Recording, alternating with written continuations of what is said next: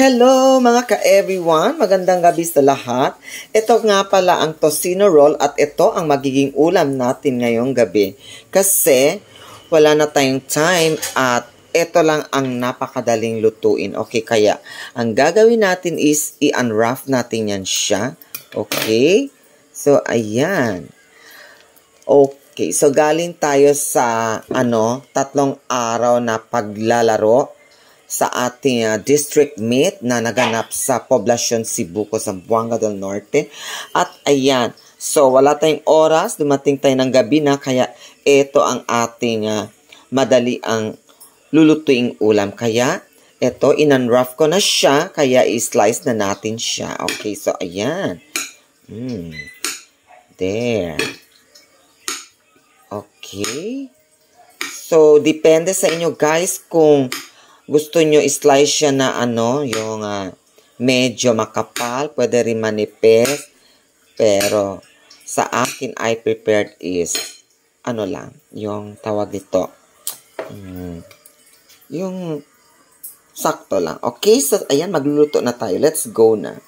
Okay, so, ipwesto na natin ang ating kawali at buksan na ang ating gas. Okay, so, ayan.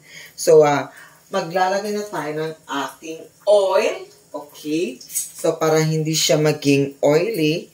Okay. So, konti lang ibuhos natin na oil dyan. Okay. So, ayan. So, ganyan lang guys.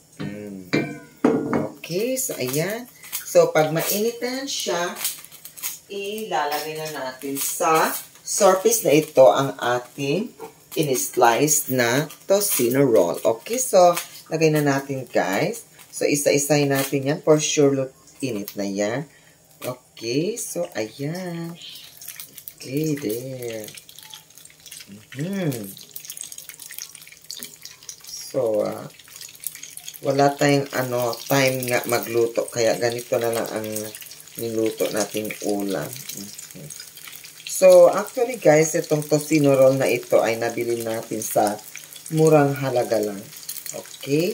So, hindi to mabigat sa bulsa. Okay? Kaya, ayan. Antay lang natin na maluto na yan. Kaya, kukuha tayo ng ating, tawag nito.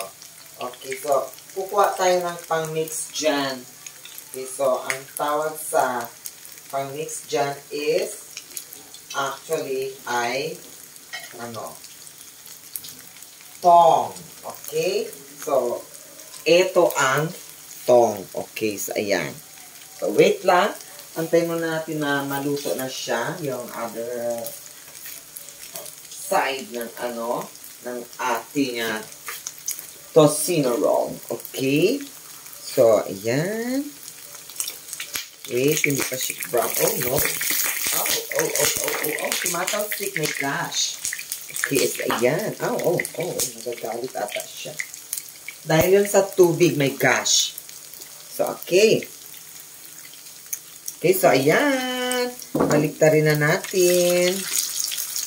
Isa-isa natin baliktarin. Ayan. So, ang ilalagay natin dyan, yung sausawan or isawsaw natin ito mamaya sa ating pinakurat na sausawan. Okay? So, alam nyo ang nito, yung taste niya is, sasabihin ko sa inyo mamaya pag tayo ay kakain na. Okay? Oh, malapit na siya matutong. Oh, mitin na. Okay, so hinaan lang natin ang apoy. Okay.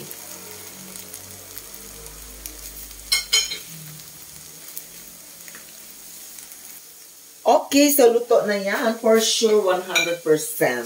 Okay, so ayan. So, but lalagay na natin siya sa ating plato. Ayan. At pagkatapos nito ay magmumukbang na tayo. Ayan. So, ayan.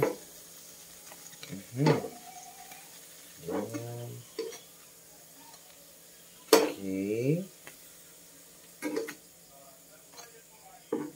Okay, ayan. So, let's eat na, mga ka-everyone.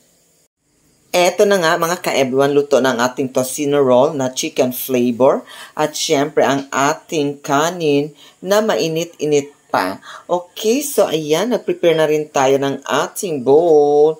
Okay, so maglalagay tayo mamaya ng ating sausawan. Okay, so nag-prepare nga pala ako ng ating pinakurat na vinegar.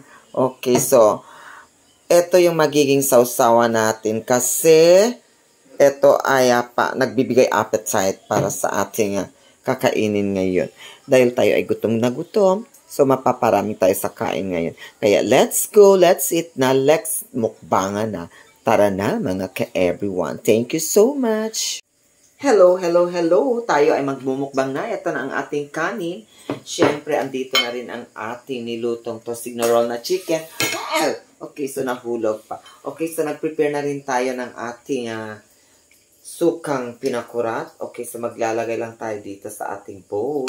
And then, let's start eating na.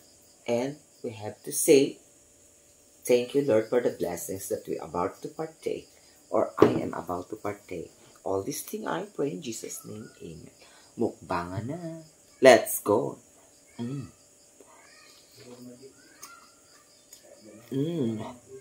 Sarap.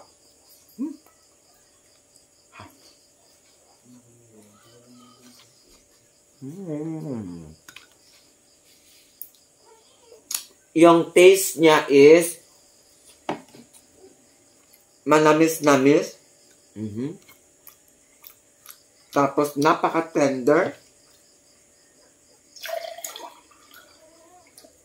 Talagang ano siya. Masarap talaga para sa mga taong nauumay sa mga pagkain. Eto. Okay, so nag-aagaw yung tamis at saka yung alat.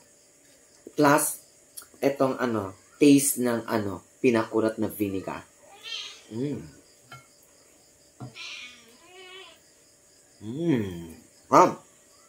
Bye-bye! Aray ko.